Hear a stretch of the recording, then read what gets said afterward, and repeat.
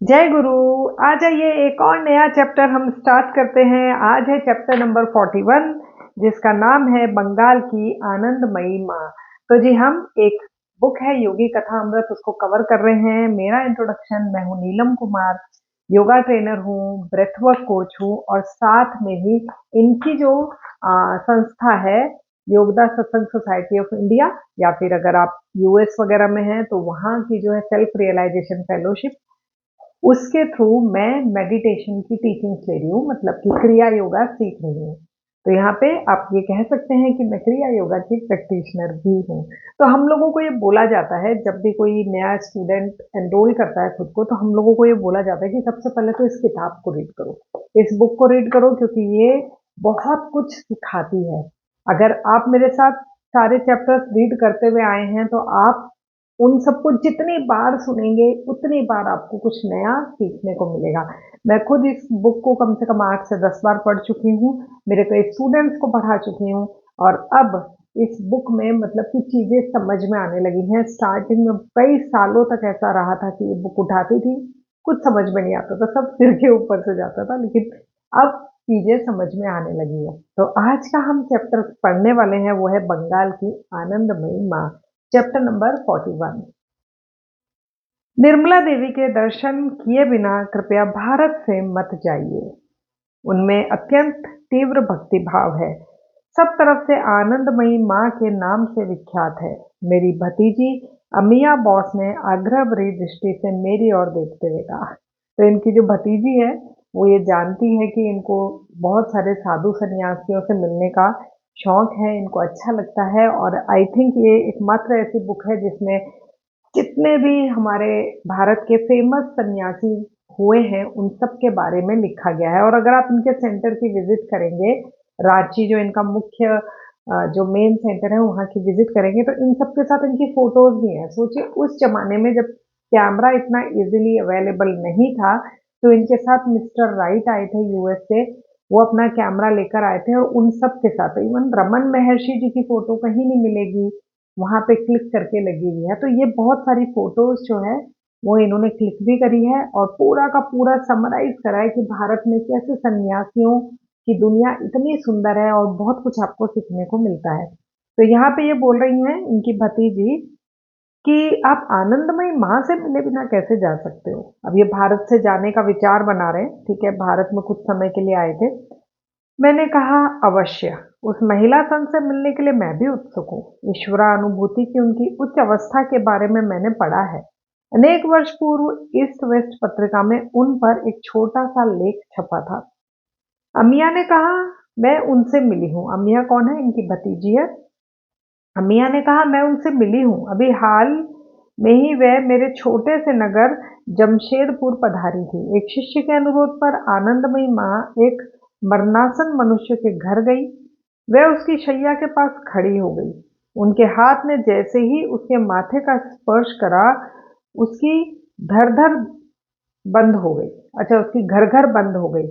उसकी बीमारी तत्क्षण गायब हो गई। वह भी देखकर आनंदित हो गया कि वह पूर्ण रूप से स्वस्थ हो चुका था। कुछ दिन बाद मैंने सुना कि आनंदमयी माँ कोलकाता के भवानीपुर मोहल्ले में अपने एक शिष्य के घर ठहरी हुई है। पिताजी के कोलकाता के घर से श्री राइट और मैं अविलंब निकल पड़े अविलंब निकल पड़े। जब हमारी फोर्ड भवानीपुर के उस घर के पास पहुंची तो हमें सड़क पर एक अपूर्व दृश्य दिखाई दिया। आनंदमयी माँ एक खुली कार में खड़ी थी और कार के चारों ओर खड़े लगभग 100 शिष्यों को आशीर्वाद दे रही थी। स्पष्ट था कि वे वहां से प्रस्थान कर रही थी। श्री राइट ने फोर्ड कुछ दूरी पर खड़ी कर दी और मेरे साथ पैदल ही उस शांत जन समूह की ओर चल पड़े। उस महिला संत ने हमारी दिशा में दृष्टिपात किया और वे कार से उतरकर चलते हुए हमारी ओर आने लगी। बाबा, आप आ गए। उन उत्कंठ शब्दों के साथ ही उन्होंने मेरे गले में अपनी बाह डालकर सिर मेरे कंधे पर रख दिया। श्री राइट को मैंने कुछ क्षण पहले ही बताया था कि इस संत के साथ मेरी कोई जान पहचान नहीं थी, अतः इस असाधारण स्वागत का वे भरपूर आनंद उठा रहे थे। मतलब कि जानते नहीं थे, पर वो फिर भी ऐसे मिली जैसे कई जन्मों से जानते हो। उन 100 शिष्यों के नेत्र भी इस प्रेम दृश्य को कुछ आश्चर्य के साथ निहार रहे थे। मुझे तुरंत पता चल गया था कि आनंदमयी माँ समाधि की एक उच्च उच्च अवस्था में थी। अपने बाह्य नारी रूप का उन्हें कोई भान नहीं रहा था। अच्छा, उस समय में क्या होता था कि एक एक पुरुष और एक स्त्री इस तरीके से गले लग के नहीं मिलते थे। तो ये बोल रहे हैं कि वो भूल चुकी थी कि मैं एक नारी का रूप हूँ और ये एक पुरुष का रूप है। वो सिर्फ सोल सोल की दृष्टि से, यानी कि उच्च अवस्था जो समाधि की अवस्था है, उस अवस्था से मुझसे मिल रही थी। तो ये कह रहे हैं कि मैं ये चीज़ पहचान गया था। उन्हें केवल अपने परिवर अ, परिवर्तनातीत आत्म स्वरूप का भान था। मतलब कि वो अपने आत्मा के स्वरूप को ही फील कर रही थी, और उसी उसी फीलिंग से वो मिल रही थी कि ये भी स्पिरिचुअली इतनी ग्रो करे हुई हैं और योगनंदा जी भी स्पिरिचुअली ग्रो करे हुए हैं। उस अवस्था में वह ईश्वर के एक अन्य भक्त से आनंद के साथ मिल रही थी। मेरा हाथ पकड़कर वह मुझे अपनी कार में ले गई। आनंदमयी माँ, मेरे कारण आपकी यात्रा में विलंब हो रहा है, मैंने कुछ विरोध दर्शाते हुए कहा। बाबा, मैं कई युगों के बाद इस जन्म में आपसे पहली बार मिल रही हूँ, इतनी जल्दी तो मत जाइए। हम कार की पिछली सीट पर बैठे रहे। आनंदमयी माँ शीघ्र ही निश्चल समाधि में प्रविष्ट हो गई। उनकी सुंदर आंखें आकाश की ओर देखते देखते आधी खुली हुई होकर स्थिर हो गई और आंतरिक आनंद राज्य में झांकने लगी। शिष्यगण सौम्य स्वर में माँ का नाम व संकीर्तन करने लगे। मतलब कि ये कार की पिछली सीट पे बैठे हैं और बस बैठे हैं, और जो आनंदमयी माँ है वो ऐसे ध्यान की अवस्था में चली गई है। अच्छा, आपने ये नोटिस करा होगा कि पीछे भी जितने भी साधु संत महात्माओं से मिले हैं, ऐसी बहुत सारी बातें नहीं करी हैं। उनके साथ बैठ के ध्यान करा है, या बहुत कम शब्दों में उन्होंने बातें करी है। भारत में मुझे अनेक ईश्वर प्राप्त पुरुष मिले थे, परंतु इतनी उन्नत महिला संत से मेरी पहले कभी मुलाकात नहीं हुई थी। उनका मुखमंडल अनि अनिवर्चनीय आनंद के तेज से दमकता था, जिसके कारण उनका नाम आनंदमयी माँ पड़ गया था। उनके अनावृत सिर के लंबे काले केश दिखाई दे रहे थे। माथे पर आध्यात्मिक नेत्र के प्रतीक स्वरूप रक्त चंदन का तिलक था। उनका आध्यात्मिक नेत्र तो उनके अंतर में सदैव खुला ही रहता था। छोटा सा चेहरा, छोटे छोटे हाथ, छोटे छोटे पांव। उनकी आध्यात्मिक विशाल कायता के साथ कितना विरोधाभास। मतलब कि ये कह रहे हैं कि स्पिरिचुअली तो वो कितनी ग्रो करी हुई हैं, लेकिन उनको शरीर जो है, फिजिकल बॉडी, वो कितनी छोटी मिली है। तो ये कह रहे हैं कितना अपोजिट है। छोटे छोटे पांव, उनकी आध्यात्मिक विशालकायता, आध्यात्मिक विशालकायता है, स्पिरिचुअली वो बहुत अच्छे से ग्रो करी हुई है, के साथ कितना विरोधाभास। यानी कि छोटे छोटे हाथ पैर हैं, लेकिन स्पिरिचुअली वो बहुत अलाइन है, बहुत बड़ी है। आनंदमयी माँ समाधि में ही मगन रही। मैंने पास खड़ी उनकी शिष्या से कुछ पूछताछ की। शिष्या ने बताया, आनंदमयी माँ भारत में दूर दूर तक जाती हैं। भारत के अनेक भागों में उनके अनेक शिष्य हैं। उनके साहसी प्रयत्नों के फलस्वरूप अनेक अच्छे अच्छे सामाजिक सुधार हुए हैं। स्वयं ब्राह्मण होते हुए भी वे जाति भेद को नहीं मानती। उनकी आवश्यकताओं का ध्यान रखने के लिए हम में से कुछ लोग सदैव उनके साथ ही रहते हैं। हमें माताएं बनकर उनकी देखभाल करनी पड़ती है। उन्हें तो अपने शरीर का भी भान नहीं रहता। यदि यदि कोई भोजन ना कराए तो वह भोजन ही नहीं करेंगी, न ही उसके बारे में किसी से कुछ पूछेंगी। उनके सामने भोजन रख भी दिया जाए तब भी वह उसका स्पर्श तक नहीं करती। हम शिष्यगण उन्हें अपने हाथों से खिलाते हैं ताकि वह इस जगत को छोड़कर चली न जाएं। प्राय कई दिनों तक वह समाधि में ही लीन रहती हैं। उस समय उनकी श्वास बहुत ही थोड़ा-सा, बिल्कुल नाममात्र के लिए चलती रहती है। पलकें बिल्कुल नहीं झपकती। उनके एक प्रमुख शिष्य स्वयं उनके पति भोलानाथ जी भी हैं। मतलब कि कह रहे हैं कि उनके जो हस्बैंड हैं वो भी उन्हीं के ही शिष्य हैं। अनेक वर्ष पूर्व विवाह के शीघ्र बाद ही भोलानाथ जी ने मौन व्रत धारण कर लिया। उस शिष्या ने चौड़े स्कंद, कोमल से नाक नक्श और सफेद दाढ़ी वाले एक शिष्य पुरुष की ओर संकेत किया। वह उस जनसमूह के बीच शिष्योचित भक्तिभाव के साथ हाथ जोड़े शांत खड़े थे। मतलब कि उनके हस्बैंड भी दिखा दिए उन्होंने दूर से, वो उसी शिष्य मंडली में खड़े थे। अनंत में डुबकी लगाकर तरोताजा हुई आनंदमयी माँ अब स्थूल जगत पर अपने मन को केंद्रित कर रही थी। बाबा, आप कहाँ रहते हैं? उनकी आवाज स्पष्ट और मधुर थी। अभी तो मैं कोलकाता या रांची में रहता हूँ, पर जल्दी ही अमेरिका लौट जाऊंगा। अमेरिका? हाँ, वहाँ के आध्यात्मिक जिज्ञासु एक भारतीय महिला संत का पूरे अंतःकरण के साथ स्वागत करेंगे। आप आना चाहेंगी? बाबा ले जाएंगे तो जरूर आऊंगी। इस उत्तर के इस उत्तर से आसपास खड़े शिष्यों में हलचल मच गई। उनको लगा हमारे गुरु को ले न जाए। उनमें से एक ने मुझे तुरंत दृढ़ता के साथ बताया, हम में से कम 20 या उससे अधिक लोग हमेशा आनंदमयी माता के साथ यात्रा करते हैं। हम उनके बिना नहीं जी सकते। जहां भी वे जाएंगी, वहां हम अवश्य जाएंगे। अचानक विशालकाय स्वरूप धारण करने वाली अव्यवहारिक क्षमता से युक्त जानकर इस योजना को मैंने अनिच्छा पूर्वक ही छोड़ दिया। मतलब कि ये कि आप किसी को ले जाना चाह रहे हैं और है ना, इतने में पता चले कि उनके साथ 20 जने और हमेशा साथ में रहते, तो सोच लो आपको कितनी फ्लाइट की टिकट करानी पड़ेगी। तो ये कह रहे हैं कि जैसे ही मैंने उनसे बोला आप चलेंगी, तो उन्होंने बोला हाँ चलूंगी। तो उनके शिष्यों ने बोला कि हम 20 जने और चलेंगे साथ में। तो ये कह रहे मैंने ये विचार ही छोड़ दिया। आखिर आनंदमयी माँ से विदा लेते समय मैंने उनसे कहा, अच्छा अपने शिष्यों के साथ कम से कम रांची तो आइएगा। स्वयं दिव्य शिशु होने के नाते आपको मेरे विद्यालय के बच्चों से मिलकर आनंद होगा। जब भी बाबा ले जाएंगे मैं खुशी से चलूंगी। इसके कुछ ही दिन बाद आनंदमयी माँ के आगमन की खुशी से रांची के विद्यालय में उत्सव का वातावरण छा गया। अच्छा पता है, ये बुक है ना, इन्होंने अपने ओल्ड एज में लिखी है। तो सारी चीजें मतलब जैसे आनंदमयी माँ के बारे में पहला सीन था जो पहले मिले वो लिख दिया इन्होंने। अब उन्होंने आगे के बारे में लिख रहे हैं कि फिर कुछ समय बाद वो आई इनके आश्रम। इसके कुछ ही दिन बाद आनंदमयी माँ के आगमन की खुशी से रांची के विद्यालय में उत्सव का वातावरण छा गया। बच्चे तो उत्सव के किसी भी दिन की ताक में ही रहते थे। क्लासेस नहीं होंगी, कक्षाएं नहीं है, घंटों तक गीत संगीत और इन सब के ऊपर भोजन। बच्चे हम लोग भी स्कूल में थे तब कोई सेलिब्रेशन होता था, कितना मजा आता था ना, क्लास में पढ़ाई नहीं होती थी। आनंदमयी माँ की जय, आनंदमयी माँ की जय। आनंदमयी माँ अपने शिष्यों के साथ विद्यालय के प्रवेश द्वार के अंदर आई तो बीसियों नन्हे मुन्ने बच्चों के कंठ से उत्साह के साथ होती जय जयकार ने उनका स्वागत किया। गेंदे के पुष्पदलों की वृष्टि, करतालों की टनटन, शंखों की गगनभेदी ध्वनि मृदंग पर फेंका। आनंदमयी माँ सदैव की भांति अपने अंतर में स्वर्ग धारण किए विद्यालय परिसर में मुस्कुराते हुए घूम रही थी। जब मैं उन्हें अपने मुख्य भवन में ले जाने लगा तो उन्होंने कहा, यहाँ सब बहुत सुंदर है, बड़ा सुंदर है। बच्चों की सी मुस्कान के साथ वो मेरे पास बैठ गई। किसी को भी वे अपने घनिष्ठ मित्रों में से भी अधिक घनिष्ठ प्रतीत होती थी। तथापि दूरत्व का एक प्रभा मंडल सा भी उन्हें सदैव घेरे रहता था। सर्वव्यापकता का विरोधाभासी पार्थक्य।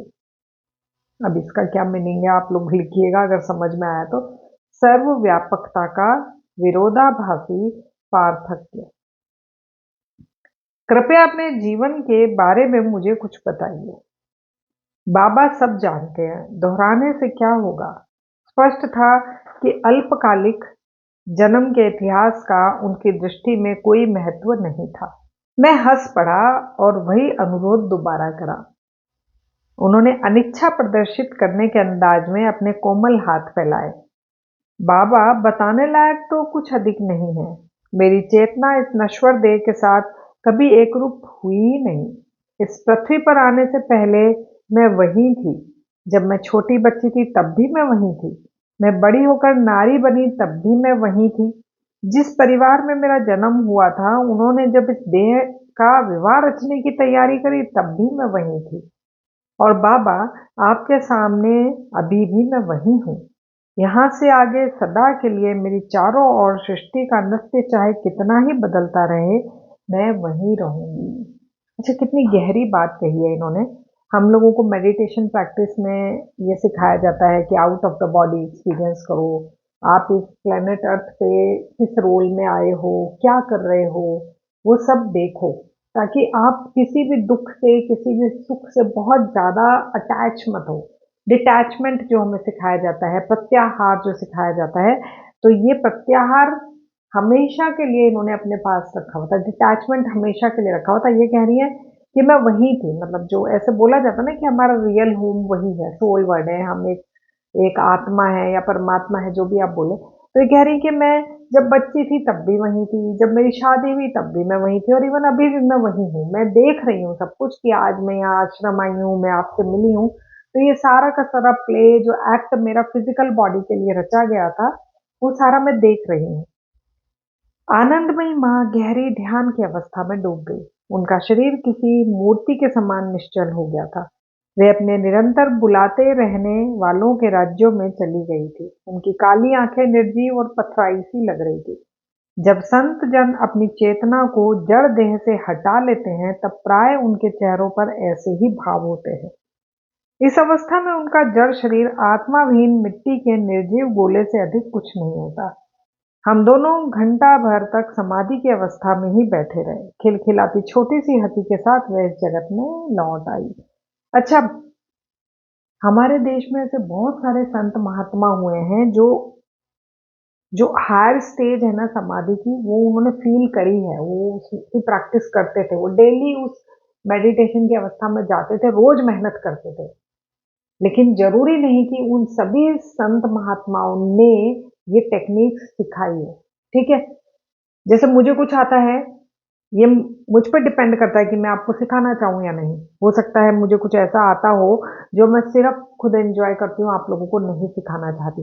ऐसे बहुत सारे संत महात्मा हैं जिन्होंने वो स्टेट एंजॉय करी है और वो वहीं पे समाधि की अवस्था में रुके रहना चाहते हैं। लेकिन हम लोगों को उन सब संत महात्माओं के लिए, या जैसे परमहंस योगानंदा जी के लिए, रमन महर्षि जी के लिए, जिद्दू कृष्णमूर्ति जी के लिए, इन सब के लिए थैंकफुल होना चाहिए कि वो हमें वो सब सिखा भी रहे हैं। जो स्टेट वो फील करते थे वो सब सिखा भी रहे हैं। वो चाहे तो बिना सिखाए जा सकते थे। तो ये सब चीजें जो हम थोड़ा बहुत भी, हो सकता है हम उसका 10 या 20% ही कर पाते हो, लेकिन हमें थोड़ा बहुत भी सीखने को तो मिल रहा है। तो ये सारी चीजें, अब जैसे ये आनंदमयी माँ है, इन्होंने भी बहुत कुछ हो सकता है लिखा हो, या इनकी भी कोई संस्था चलती हो।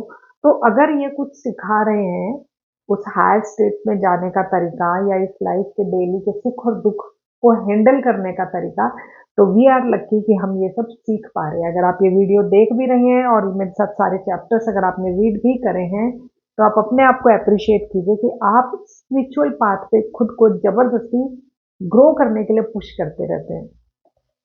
तो जी बस थोड़ा सा चैप्टर बचा है, हम इसे पूरा कर लेते हैं। खिलखिलाती छोटी सी हंसी के साथ वह इस जगत में लौट आई। मैंने कहा, आनंदमयी माँ मेरे साथ बगीचे में आने की कृपा करें। श्री राइट कुछ फोटो खींचेंगे। अच्छा, और ये पता है, मैं जब रांची की विजिट पर गई थी तो इनकी ये कुछ फोटोज वहां लग रखी हैं। अवश्य बाबा, आपकी इच्छा ही मेरी इच्छा है। अनेक फोटो के लिए वह प्रस्तुत हुई और इस दौरान सारे समय उनकी तेजस्वी नेत्रों में दिव्य आभा बनी रही। भोज का समय। आनंदमयी माँ अपने कंबल के आसन पर बैठ गई। उन्हें भोजन कराने के लिए उनकी एक शिष्या उनके पास बैठ गई। जब शिष्या उनके होठों के पास कौर ले जाती, तब वह आज्ञाकारी छोटे से बच्चे की भांति उसे निगल लेती। यह बात स्पष्ट थी कि उनके लिए सब्जियों में और मीठे पकवानों में कोई अंतर नहीं था। जब दिन डूबने लगा तो आनंदमयी माँ जाने के लिए प्रस्तुत हुई। गुलाब की पंखुड़ियों की वर्षा उन पर की गई। बच्चों को आशीर्वाद देते हुए उनके हाथ उठे हुए थे। बच्चों के चेहरे प्रेम और स्नेह से चमक रहे थे, जो आनंदमयी माँ ने अनायास ही उनके मन में जगा दिया था।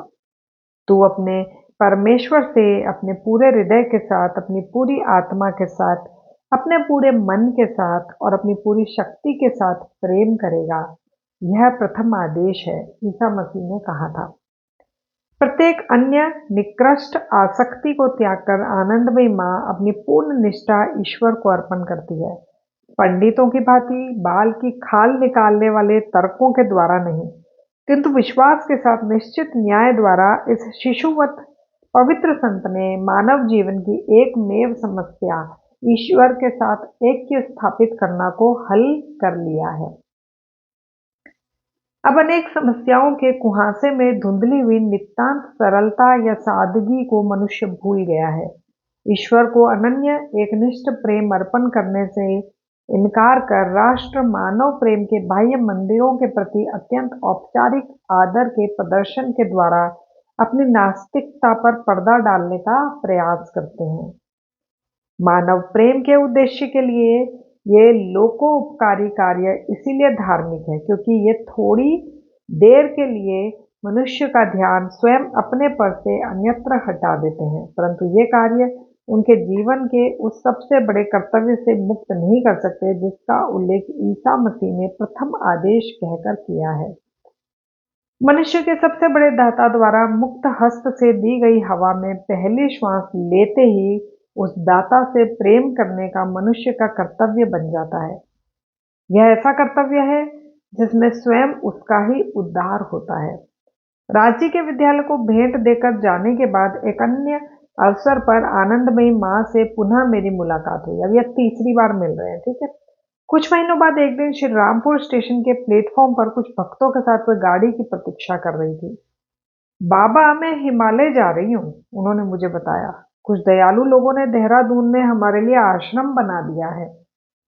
जब वह गाड़ी में सवार हो रही थी तब यह देखकर अचंभा भी हुआ और कौतूहल भी, चाहे वे लोगों की भीड़ के बीच हो या रेलगाड़ी में, या चाहे किसी भोज में बैठी हो या चुपचाप अकेली बैठी हो, उनकी आंखें कभी भी ईश्वर से विमुख नहीं होती थी। अपने अंतर में मुझे जब कभी भी उनकी आवाज सुनाई देती है तो असीम मधुरता की प्रत्यक्ष प्रतिध्वनि प्रतीत होती है। देखो, अभी और सदा सर्वदा सनातन सत्य के साथ मैं सदैव वही हूँ। जो इन्होंने बोला था ना कि मैं वही हूँ, अभी भी वही हूँ, तो ये कह रहे हैं कि वो हमेशा ईश्वर में मगन रहती थी। तो जो ये चैप्टर खत्म होता है, इसके बाद में हमारे सिर्फ 3 चैप्टर्स बचेंगे। यस, और उन 3 चैप्टर्स को हम नेक्स्ट 3 संडे पे कवर कर लेंगे।